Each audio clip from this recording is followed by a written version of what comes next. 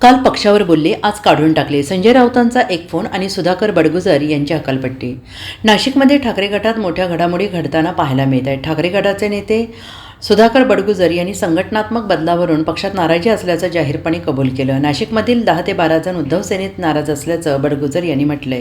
परंतु आता सुधाकर बडगुजर यांची थेट उद्धव ठाकरेंच्या शिवसेना पक्षातून हकालपट्टी करण्यात आली आहे. संजय राऊतांनी एक फोन केला आणि सुधाकर बडगुजर यांना काढून टाकण्यात आल्याचं जाहीर करण्यात आलंय. मिळालेल्या माहितीनुसार ठाकरे गटाचे काही नेते पदाधिकाऱ्यांनी पत्रकार परिषद घेतली. ही पत्रकार परिषद सुरू असताना संजय राऊत यांचा नाशिकचे माजी जिल्हाप्रमुख दत्ता गायकवाड यांना फोन आला. दरम्यान संघटनात्मक बदल झाल्यापासून नाराजी आहे. मी आता स्पष्ट बोलू शकत नाही. संघटनात्मक बदल झाले तेव्हापासून नाराजी पसरली आहे. संघटनात्मक बदल झाल्यानंतर नाराजी नाट्य सुरू झालेलं आहे.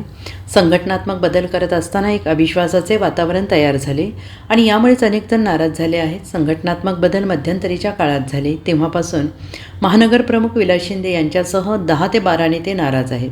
वरिष्ठांपर्यंत त्या भावना गेलेल्या आहेत. स्थानिक नेत्यांना याबाबत माहिती आहे.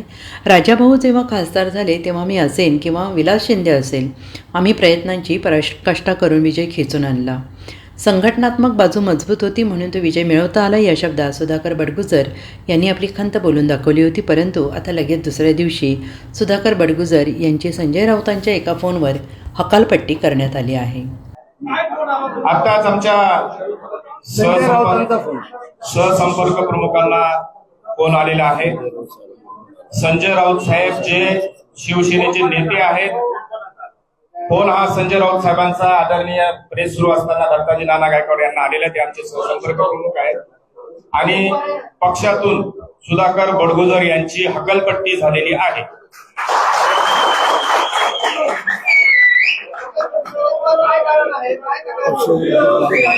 पक्षाविरोधी कारवाई करत असल्या कारणाने आमच्याकडे हे सर्व निर्णय पक्षप्रमुख घेत असतात, नेते घेत असतात.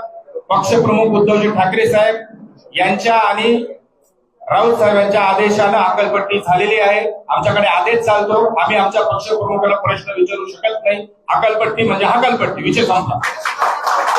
Bureau report, SBN Marathi, Nashik.